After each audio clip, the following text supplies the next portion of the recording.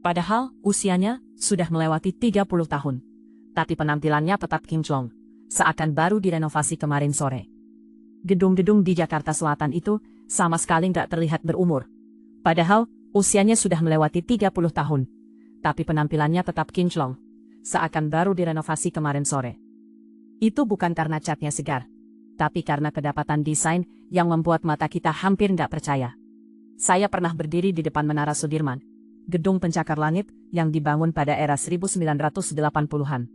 Arsiteknya, Sujoedi Wirjoatmojo, nggak hanya mendesain menara, tapi sebuah sistem. Ia menyembunyikan struktur baja di balik fasad kaca yang memilaukan, sekaligus mempertahankan ruang kerja yang sejuk tanpa pendingin udara berlebihan. Bayangkan, di tengah Jakarta yang panasnya bikin keringat langsung muncul begitu keluar lift, gedung ini masih terasa seperti kantor Eropa. Padahal, ia dibangun dengan teknologi yang sekarang dianggap kuno. Itu bukan satu-satunya keajaiban yang luput dari perhatian kita. Ambil contoh, rumah adat Toraja di Sulawesi Selatan. Bukan soal bentuknya yang melengkung, tondo, semacam rumah panggung raksasa yang tampak melayang. Tapi cara mereka menyambung balok kayu tanpa pakunya. Sambungan menggunakan sistem tonggak dan ten yang terbuat dari kayu keras. Dirancang agar tahan gempa dan angin kencang.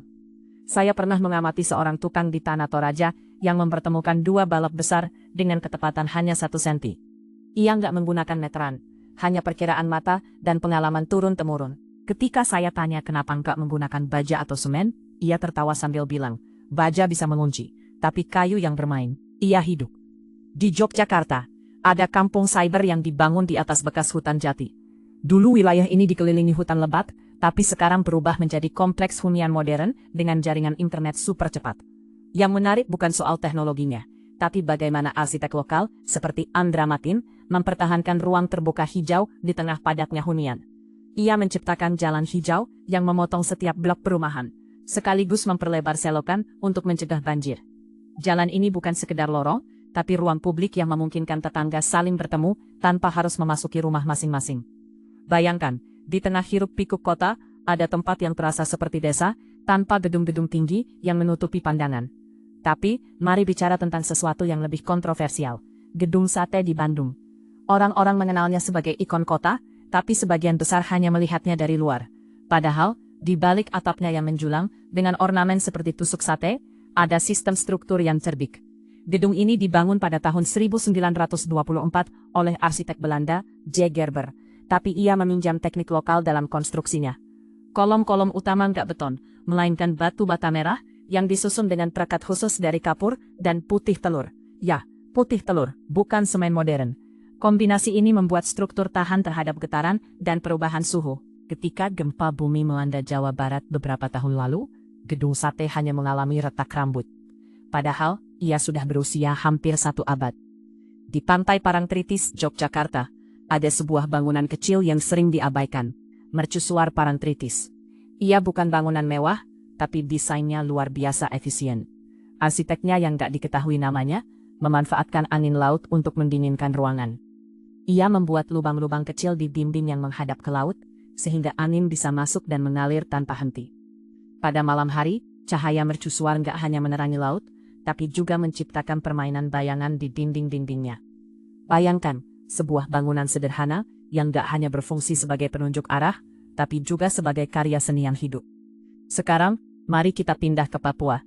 Di tengah hutan yang lebat, ada Honai, rumah adat suku Dani. Bukan soal bentuknya yang bulat dan sempit, tapi cara mereka mengatur suhu di dalam ruangan.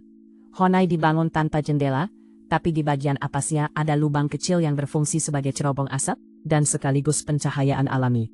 Ketika api unggun dinyalakan di dalam, asapnya keluar melalui lubang itu, sementara udara segar dari luar masuk melalui celah-celah dinding. Sistem ini membuat ruangan tetap hangat di malam hari yang dingin, tapi nggak pengap. Ketika saya mencoba masuk ke dalam Honai, rasanya seperti berada di dalam sauna alami, tapi tanpa rasa sesat. Lalu, ada sesuatu yang bahkan lebih menyenangkan, sistem irigasi subak di Bali. Subak adalah sistem tradisional yang menggunakan saluran air yang dirancang sedemikian rupa, sehingga setiap petani mendapatkan jatah air yang adil. Ia bekerja berdasarkan prinsip gotong royong dan kepercayaan.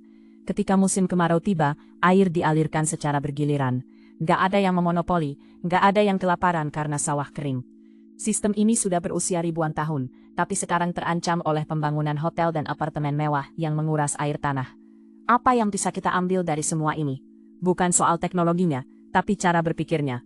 Arsitek-arsitek masa lalu nggak hanya memikirkan bentuk, tapi juga dampaknya terhadap lingkungan dan masyarakat. Mereka memahami bahwa sebuah bangunan bukan hanya tempat tinggal, tapi juga bagian dari ekosistem. Ketika kita melihat gedung-gedung tinggi di Jakarta, yang hanya mengejar tinggi dan kemegahan, atau perumahan massa yang mengabaikan ruang terbuka, sebenarnya kita sedang kehilangan sesuatu yang berharga. Jadi, kalau kalian pernah merasa beton-beton tinggi di kota hanya membuat kepala pusing, atau merasa kehilangan hubungan dengan lingkungan karena hunian yang steril, mungkin sudah waktunya untuk melihat lebih dekat. Bukan untuk mengagumi masa lalu, tapi untuk belajar. Bagaimana caranya membangun sesuatu yang tak hanya indah, tapi juga cerdas.